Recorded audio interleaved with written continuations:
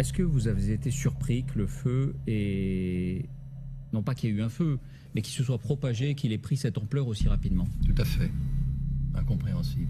Incompréhensible. Je suis stupéfait. C'est du très vieux chêne. Et on dirait qu'il a brûlé comme des allumettes. Comme si c'était une autre essence très, j'allais dire, volatile ou combustible. Je comprends pas. Vraiment, je comprends pas du tout. C'est très impressionnant. Vous ne voyez pas quelle pourrait être l'origine de ça? L'origine? Du feu? Ah, aucune idée.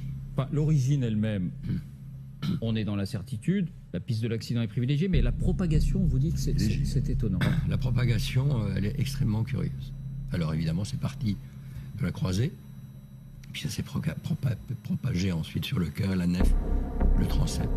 Parce qu'on entend beaucoup de commentaires qui disent, c'est ce qu'on appelle la forêt, cette zone très, très grande, très importante, très volumineuse de charpente, que cette charpente pourrait brûler finalement presque comme du petit bois. Vous vous inscrivez en faux. Vous dites ce type de bois ne brûle pas comme ça. Ah non.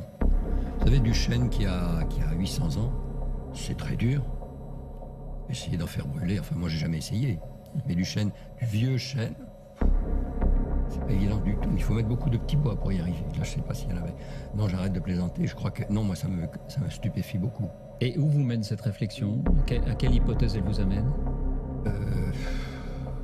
Je vois pas d'hypothèse que je puisse dire. Quelle hypothèse on pourrait dire? Que ça a été vite.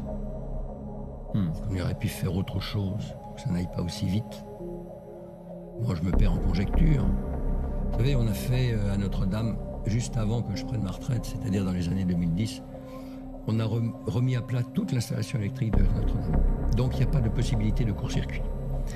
On a remis à plat, et aux normes contemporaines, même en allant très loin, toute la détection et protection incendie de la cathédrale, avec des éléments de témoins de mesure, d'aspiration, etc., qui permettaient de détecter un départ de feu.